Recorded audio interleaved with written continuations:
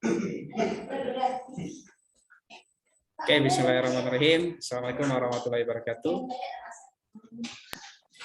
Waalaikumsalam warahmatullahi wabarakatuh. Oke, pertama-tama puji syukur atas kehadiran Allah Subhanahu wa taala sehingga kita semua kembali bisa bertemu secara daring untuk mata kuliah pengelolaan pesisir, di mana kita pada kesempatan kali ini akan melanjutkan pertemuan ke-11. Sebelum kita memulai, alangkah baiknya kita mulai terlebih dahulu dengan berdoa. Semoga perkuliahan kita berjalan dengan lancar. Berdoa menurut agama dan kepercayaan masing-masing, berdoa dipersilahkan.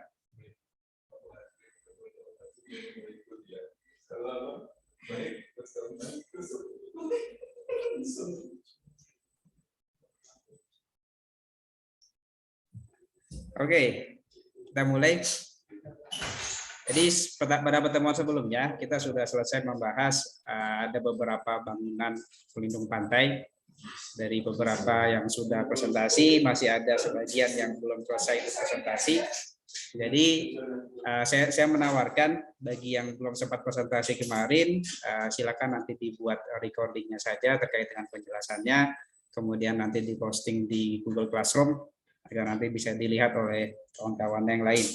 Pada kesempatan kali ini di awal saya akan langsung penjelasan materi mengenai pembahasan kita pada pertemuan kali ini, di mana kita akan membahas bagaimana pengelolaan pesisir di Indonesia.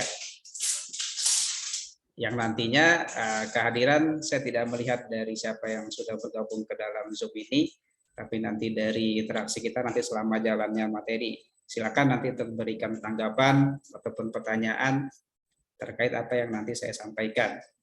Jadi yang terkendala untuk menghidupkan mikrofonnya, silakan nanti bisa ditinggalkan melalui chat saja terkait tanggapan ataupun pertanyaannya.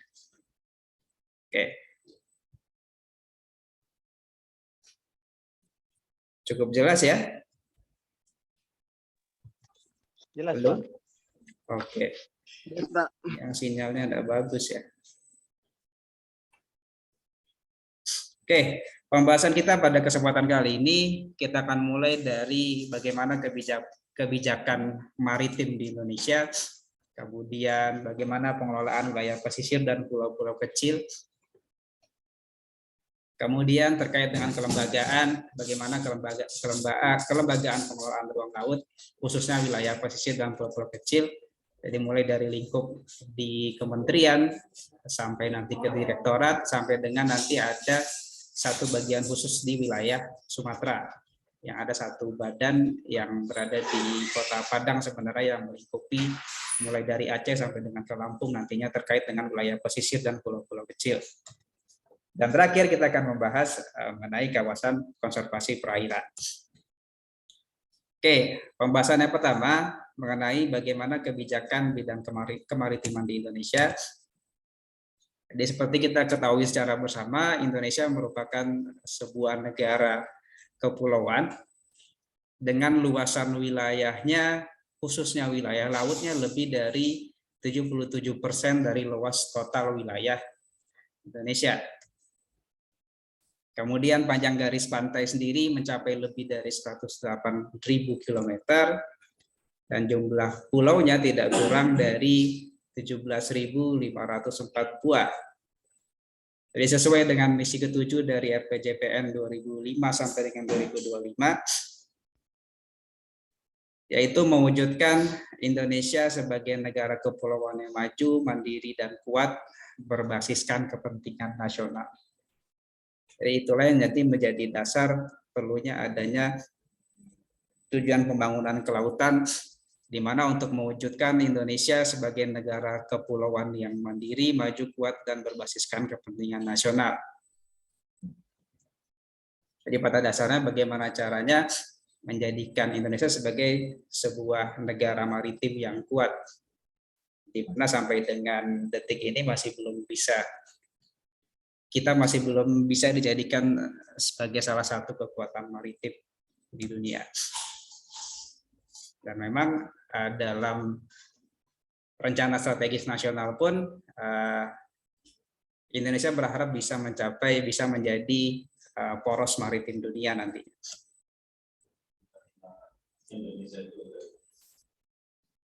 Kemudian beberapa isu utama khususnya di bidang kemaritiman, yang pertama adalah terkait dengan kedaulatan maritim. Jadi mungkin jadi satu pemberitaan yang seringkali kita temui terkait dengan batas wilayah, khususnya batas-batas wilayah yang berbatasan langsung dengan Indochina dan lain sebagainya. Ini menjadi salah satu isu yang penting juga. Kemudian mengenai sumber daya alam ataupun jasa, kemudian terkait dengan infrastruktur, dan yang terakhir mengenai SDM atau sumber daya manusia, iptek, dan budaya maritim. Jadi sumber daya alam dan jasa sendiri, contohnya dalam bentuk ikan, kemudian mineral, minyak, dan gas bumi. Kemudian yang menjadi sasaran strategis kemaritiman di Indonesia, yang pertama adalah teguhnya jati diri sebagai negara maritim yang mandiri dan berdaulat, terwujudnya ekonomi maritim inklusif, serta kuat sebagai penggerak utama perekonomian nasional. Kemudian menguatnya jati diri Indonesia sebagai bangsa bahari yang maju dan berkepribadian luhur. Kemudian yang berikutnya, terwujudnya Indonesia sebagai negara maritim yang mandiri mengelola lautnya serta aktif di forum internasional. Kemudian terwujudnya pemerataan pembangunan ekonomi yang berbasis kemaritiman yang seimbang dan dinamis. Berikutnya, meningkatnya produktivitas dan kualitas lingkungan dan perairan di Indonesia, meningkatnya produksi barang dan jasa, serta nilai tambah sumber daya alam. Kemudian, yang terakhir, menguatnya jati diri Indonesia sebagai bangsa bahari yang inovatif, berkarakter, dan berbudaya Nusantara. Kemudian, bagaimana pengelolaan wilayah pesisir dan pulau-pulau kecil di Indonesia? Tadi ada beberapa istilah yang harus diketahui terlebih dahulu. Yang pertama, yang didefinisikan sebagai wilayah pesisir itu sendiri adalah daerah peralihan antara ekosistem darat dan laut yang dipengaruhi oleh perubahan di darat dan di laut. Sedangkan pulau kecil sendiri adalah pulau dengan luasnya lebih kecil atau sama dengan 2000 km persegi beserta kesatuan ekosistemnya. Batas-batas wilayahnya sendiri, jadi ketika kita berbicara mengenai wilayah pesisir dan pulau-pulau kecil, meliputi yang pertama daerah peralihan antara ekosistem darat dan laut yang dipengaruhi oleh perubahan di darat dan di laut. Kemudian ke arah daratnya mencakup wilayah administrasi kecamatan.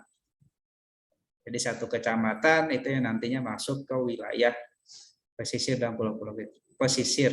Kemudian untuk yang ke arah laut, sejauh 12 mil laut diukur dari garis pantainya.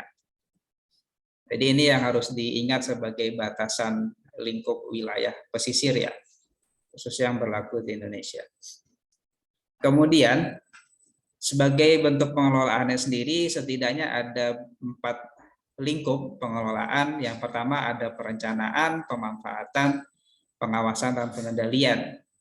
Ya, mungkin akan coba kita bahas sedikit terkait dengan perencanaan, pemanfaatan, dan sedikit mengenai pengendalian nantinya. Oke, dalam lingkup perencanaan, maka setidaknya ada 4 dokumen berbeda terkait dengan perencanaan wilayah, pengelolaan wilayah pesisir dan pulau-pulau kecil, mulai dari adanya rencana strategis, rencana zonasi, rencana pengelolaan, dan rencana aksi pengelolaan. Atau nanti singkatannya RSWP3K untuk rencana strategi, sampai dengan RZ, RP, dan RA nantinya. Jadi kesemua ini merupakan dokumen-dokumen perencanaan yang nanti digunakan sebagai dasar pengelolaan wilayah pesisir dan pulau-pulau kecil. Jadi yang pertama untuk rencana strategi sendiri atau RSWP 3K, dalam penyusunannya ini harus disejajarkan atau sejalan dengan RPJP di daerahnya. Jadi ini lingkupnya provinsi ataupun nanti kabupaten kota, maka penyusunan dari RSWP 3K ini harus disesuaikan dengan RPJP daerahnya. Dan penyusunannya sendiri, rencana strategis dibuat untuk 20 tahun. Jadi selama 20 tahun yang nantinya bisa dilakukan revisi ataupun perubahan setiap 5 tahun sekali. Kemudian setelah rencana strategis, kita ada rencana zonasi, di mana rencana zonasi ini akan membuat zona-zona terkait dengan pemanfaatan. Nantinya penyusunan dari rencana zonasi ini harus disesuaikan juga atau selaras dengan RT RW daerah. Dan dokumennya sendiri dikeluarkan dalam bentuk perda.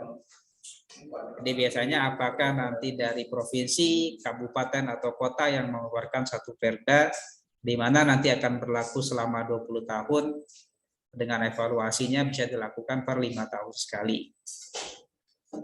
Kemudian rencana zonasi baik provinsi ataupun kabupaten kota, pemanfaatan terkait zonasi kawasan-kawasannya kurang lebih sama. Nanti akan ada zonasi untuk pemanfaatan umum, daerah konservasinya, strategis nasional tertentu. Dan di dalamnya juga terkandung mengenai bagaimana alur lautnya terkait dengan transportasi. Kemudian sudah ada penyusunan bioecoregion-nya.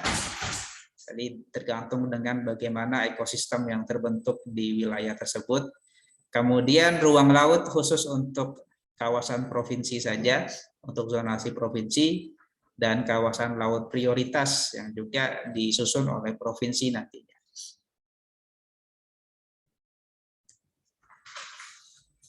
Kemudian untuk rencana pengelolaan, jadi dalam rencana pengelolaan nanti ditetapkan bagaimana prosedur administrasinya terkait dengan penggunaan sumber daya yang ada di wilayah pesisir dan pulau-pulau kecil. Kemudian disusun juga bagaimana prioritas pemanfaatan sumber dayanya. Kemudian di dalam rencana pengelolaan juga terdapat bagaimana mekanismenya, bagaimana penentuan adanya konsultasi publik nanti dalam penyusunan rencana pengelolaan. Jadi diwajibkan adanya konsultasi publik. Kemudian juga harus ada bagaimana mekanisme pelaporan. Jadi ketika terjadi penyalahgunaan izin dan lain sebagainya harus sudah ada juga mekanismenya nanti. Dan yang berikutnya juga harus ada lingkup mengenai ketersediaan SDM-nya atau sumber daya manusia, khususnya yang nantinya bisa melakukan kajian untuk penerbitan izin. Dan rencana pengelolaan nanti dikeluarkan untuk 5 tahun, yang nantinya bisa dievaluasi selama 1 tahun sekali. Kemudian yang terakhir, kita ada rencana aksi pengelolaan wilayah pesisir dan pulau-pulau kecil, di mana rencana aksi di sini akan menunjukkan bagaimana arah rencana pengelolaan dan arah rencana zonasi yang nantinya bisa dibuat untuk rentang 1 sampai dengan 3 tahun nanti terkait dengan rencana aksi ini.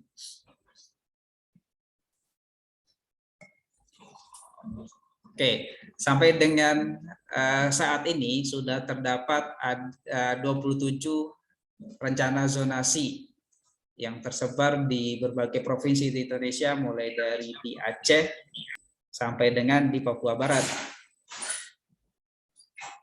Jadi di Sumatera Barat pun sudah dikeluarkan rencana zonasinya, yaitu melalui Perda nomor 2 tahun 2018.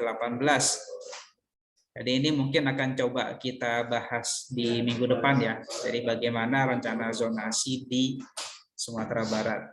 Jadi pada dasarnya nanti rencana zonasi menentukan arah penggunaan sumber daya, kemudian penetapan struktur pola ruang kawasan perencanaan, dan menetapkan juga apa saja kegiatan-kegiatan yang boleh dan tidak boleh dilakukan. Yang nantinya kalaupun boleh dilakukan harus adanya keterangan mengenai izin juga.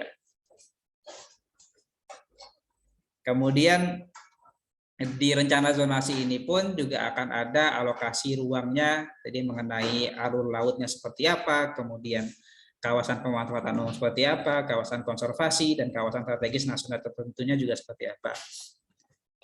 Jadi terkait dengan sumber daya sendiri, di Sumbar ini lebih banyak secara lingkup konservasinya itu digunakan untuk tempat bertelur beberapa jenis penyu ya.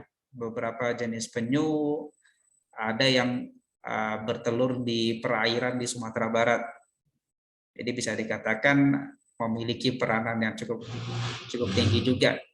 Dan ada beberapa wilayah khusus, salah satunya adalah di Mandeh terkait dengan wilayah pesisir. Jadi silakan kalau yang ingin coba pelajari lebih lanjut bagaimana rencana zonasi di Sumatera Barat atau mungkin di provinsi-provinsi lain, silakan nanti bisa dicari saja perdanya, Perda nomor 2 tahun 2018 kalau saya tidak salah. Sampai sini dulu kira-kira ada yang ingin ditanggapi atau ingin ditanyakan, saya persilakan. Sudah cukup jelas. Lalu sudah ada 9 orang di sini. Iya Pak, Adrizal baru masuk Pak. Oke. Yang tertinggal mungkin nanti bisa di-recordnya atau bisa ditanyakan saja ya. Kalau ada yang perlu ditanyakan.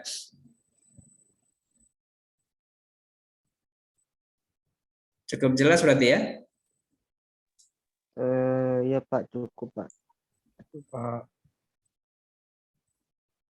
Oke, kita lanjutkan. Kemudian Indonesia sendiri sudah menyusun rencana zonasi kawasan strategis nasional tertentu atau KSNT, di mana maksudnya adalah pulau-pulau kecil terluar. Jadi pulau-pulau kecil yang berbatasan langsung dengan negara-negara tetangga itu dijadikan satu zona kawasan strategis. Jadi ini beberapa contoh klaster-klasternya. Jadi mulai dari di ujung Aceh di sini ada klaster Pulau Berhala, kemudian Pulau Lusa, Kepulauan Anambas, Nias, sampai di beberapa di Kalimantan ya, di Pulau Senua, Maratua, dan Sambit. Jadi ini dijadikan salah satu kawasan strategis nasional tertentu. Di totalnya ada 12 KSNT yang sudah ditetapkan mulai dari tahun 2017 sampai dengan di 2020. Kemudian beberapa manfaat sendiri terkait dengan PKT ini atau pulau-pulau kecil yang terluar, ini akan terkait dengan bagaimana pertahanan dan keamanan nasional, kemudian kesejahteraan masyarakat, dan pelestarian lingkungan.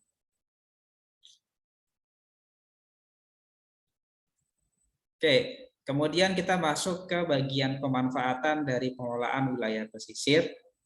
Jadi di sini ada istilah hak izin terkait dengan pemanfaatan wilayah pesisir dan pulau-pulau kecil, di mana dimulai dulu dengan perizinan lokasi, yang nantinya izin lokasi ini yang dijadikan sebagai dasar dalam mengeluarkan izin pengelolaannya. Izin lokasi sendiri harus didasarkan pada RZWP yang berlaku dan harus berada di luar zona inti. Jadi zona inti ini terdiri dari kawasan konservasi, kemudian ada alur laut, kawasan pelabuhan, dan pantai umum. Kemudian izin pengelolaan yang bisa dikeluarkan itu yang pertama produksi garam, yang kedua biofarmakologi laut, yang ketiga ada bioteknologi laut, yang keempat pemanfaatan air laut selain untuk energi, yang kelima wisata bahari, 6 pemasangan pipa dan kabel bawah laut, 7 pengangkatan benda muatan kapal tenggelam. Kemudian khusus untuk masyarakat lokal dan tradisional, di mana mereka pemanfaatannya untuk kebutuhan sehari-hari, maka secara dapat diberikan hak izin terkait dengan pemanfaatan sumber daya yang ada di sekitarnya. Kemudian beberapa prioritas pemanfaatan pulau-pulau kecil dan perairan di sekitarnya. Yang pertama adalah konservasi, pendidikan dan pelatihan, penelitian pengembangan, budidaya laut, pariwisata, baik itu dalam bentuk usaha perikanan dan kelautan, kemudian pertanian organik, peternakan, dan pertahanan dan keamanan negara. Kemudian untuk penanaman modal asing sendiri, ini terdapat mekanisme yang cukup panjang juga, di mana pada dasarnya izinnya di sini dikeluarkan dari pusat, dari kementerian. Jadi dari menteri yang mengeluarkan izin dengan dibutuhkan adanya persetujuan atau pengantar dari bupati wali kota di wilayah pesisirnya yang dimana ingin melakukan penanaman modal. Dan nantinya si pihaknya tadi, pihak yang ingin menanam modal di sana harus memenuhi persyaratan-persyaratan tertentu juga ya, yang ada di peraturan khusus mengenai pengelolaan wilayah pesisir dan pulau-pulau kecil. Dan salah satu syaratnya misalnya memang dia tidak berada di satu kawasan strategis nasional, kemudian harus melibatkan masyarakat lokal, dan bukan berada di wilayah inti yang sesuai tadi ya di awal pengelolaan. Kemudian gambaran mengenai bagaimana alokasi ruang atau alokasi pemanfaatan ruang di pulau-pulau kecil. Jadi ini sebagai ilustrasi dari peraturan yang berlaku ya. Contohnya di sini dari Perpres 34 2019 dan Permen KP nomor 8 tahun 2019. Jadi luasannya paling sedikit 30% dari luas pulau nantinya dikuasai langsung oleh negara. Ini terkait dengan kawasan lindung dan area publik. Dan 70% nantinya yang bisa dimanfaatkan oleh pelaku usaha. Dan dari 70% tadi, pelaku usaha wajib mengalokasikan lagi 30% dari luasan lahannya tadi untuk FTH-nya. Di dalam 70% ya, dalam 70% yang dikuasai oleh pelaku usaha tadi, 30%-nya itu dalam bentuk FTH atau ruang terbuka hijaunya. Bagaimana aplikasinya di lapangan, saya rasa itu jadi satu hal menarik yang lain ya, yang bisa dibahas di bagaimana pengaplikasiannya di lapangan.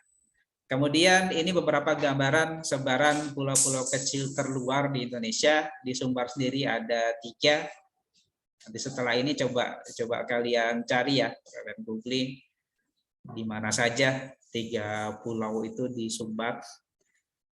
Kemudian terkait dengan bagaimana pengelolaan wilayah pesisir dan pulau-pulau kecil khususnya yang berada di Pulau Sumatera,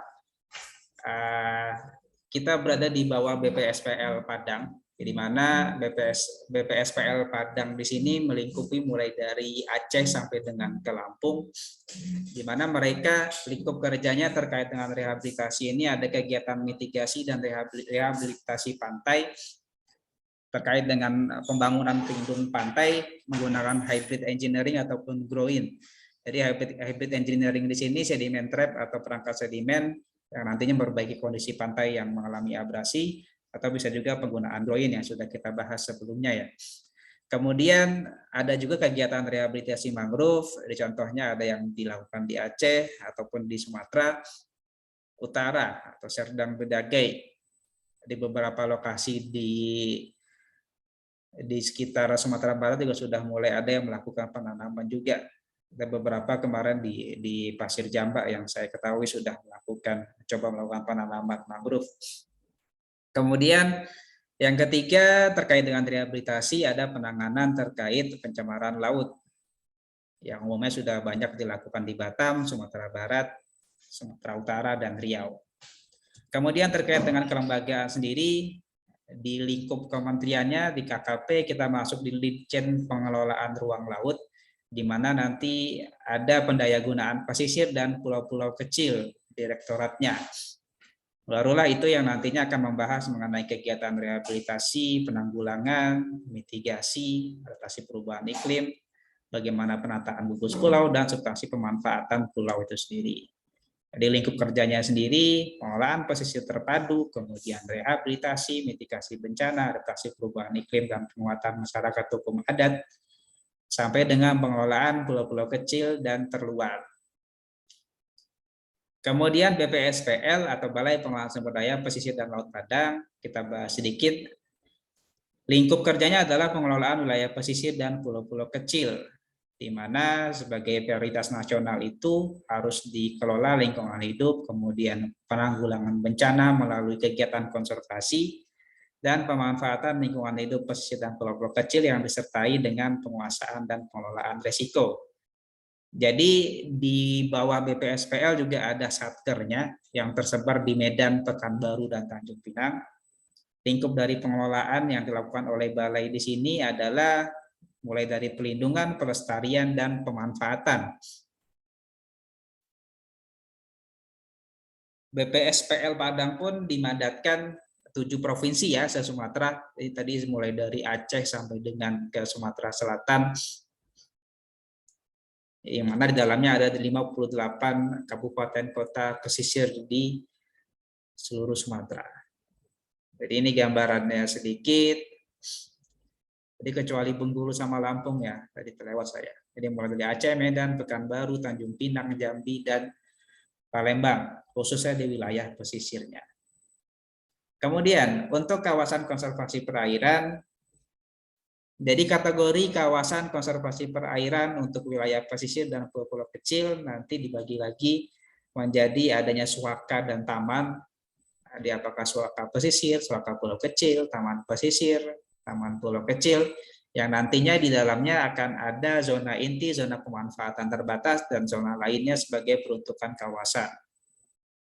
Selain kawasan konservasi pesisir, ada juga kawasan konservasi maritim dan kawasan konservasi perairannya. Yang maritim terkait dengan perlindungan adat ataupun budaya, sedangkan yang perairan nanti dibagi lagi ada taman nasional, suaka alam, taman wisata, suaka perikanan. Yang zonasinya berbeda ya dengan kawasan konservasi. Kawasan konservasi pesisir dan pulau kecil, konservasi perairan nanti dibagi jadi zona inti, perikanan berkelanjutan, pemanfaatan, dan lain sebagainya. Jadi adanya pemanfaatan perikanan nantinya. Terkait dengan konservasi air tadi, ada taman suaka dan kawasan konservasi. Ini dibagi berdasarkan bagaimana kualitas keanekaragaman hayati, alami atau tidak, keunikan dari keanekaragaman hayati, bentang alam dan budayanya seperti apa, kemudian terkait dengan adanya kearifan lokal, situs arkeologi atau sejarah ataupun ritual khusus keagamaan ataupun adat. Ini menjadi dasar penentuan jenis dari kawasan konservasinya. Kemudian kriteria masing-masing zonasi tadi, zona inti, pemanfaatan terbatas, dan lainnya. Zona inti harus ada setiap kawasan konservasi, zona pemanfaatan terbatas harus ada di taman dan kawasan konservasi maritim, kecuali di suaka yang tidak harus ada, dan zona lain itu tidak harus ada pada kawasan konservasi dengan kategori taman, suaka, dan konservasi maritim. Jadi nanti zona lain di sini yang akan berbeda, bahkan beragam ya. Ada zona rehabilitasi sampai dengan religi atau situs budaya. Jadi ini masing-masing apakah untuk taman, suaka, ataupun KKN nantinya. Kemudian bentuk-bentuk kegiatan yang dibolehkan dan tidak dibolehkan di masing-masing zona tadi. Jadi zona inti yang sangat terbatas, yang mana kegiatan yang dibolehkan hanyalah dalam bentuk penelitian. Zona pemanfaatan terbatas baru sebagian besar dibolehkan dengan syarat. Yang tanpa syarat itu pelayaran, baik itu rakyat nelayan kecil atau penumpang reguler yang domestik dan lalu lintas kapal penangkap ikan dengan ukurannya lebih dari 10 GT. Kurang lebih seperti ini gambarannya. Kemudian yang terakhir, kawasan konservasi perairan di 2020 yang dilindungi dikelola sistem zonasi, luas kawasannya sekitar 7,83%, yang masih dalam target juga untuk 40% luas terumbu karang secara total yang masih belum dimasukkan kawasan kelola. Jadi masih terus dilakukan peningkatan kawasan konservasi dengan targetnya pada tahun 2030 penambahannya. Nantinya memang zona kawasan konservasi nanti zona inti untuk pendidikan, pemanfaatan itu pariwisata, penelitian dan pendidikan, perikanan berlanjutan, pariwisata, zona lainnya yang nanti tergantung dengan prinsip kawasan konservasinya. Mungkin itu ya yang saya bisa sampaikan pada kesempatan kali ini. Dan nantinya saya mau nanti setelah ini studi kasus kalian, nanti detail penugasannya ada di Google Classroom akan saya berikan. Jadi pada dasarnya kalian nanti akan membuat materi presentasi terkait dengan studi kasus kalian kemarin untuk kalian presentasikan pada. Jadi yang nantinya kalian buat secara simpelnya kajiannya adalah identifikasi kegiatan pentingnya. Identifikasi apa kegiatan penting di wilayah pesisir yang nantinya kalian analisis dampak kegiatannya. Jadi lebih ke arah sana saja. Ini akan berkaitan dengan studi kasus. Jadi setidaknya target saya minggu depan sudah oke semua lingkup kajian kalian kemana, kemudian apa yang menjadi masalah urgennya yang akan kalian selesaikan, sampai ke apa dampaknya yang mungkin muncul dari kegiatan tersebut. Mungkin itu ada yang ingin ditanyakan. Dan nanti saya mau kalian buat kerangkanya dulu ya. Kalian buat kerangka presentasi untuk minggu depan, di mana lingkup kajiannya itu berupa identifikasi kegiatan pentingnya apa, kemudian lingkup wilayah kajiannya di mana, dan analisis dampak kegiatannya apa saja nantinya, apa saja dampak yang mungkin muncul. Jadi kalian buat dulu per kelompok di satu kertas, nanti atas nama semua kelompok, tapi semua anggota kelompok diwajibkan untuk mengumpulkan melalui Google Classroom. Jadi nanti setelah ini selesai waktu limit Zoom kita akan melanjutkan melalui grup WhatsApp saja. Kalau tidak ada yang ingin tanyakan, nanti kita lanjutkan melalui grup WhatsApp. Sebentar lagi nih habis. Silakan, ada yang ingin tanyakan sebelum habis waktu kita?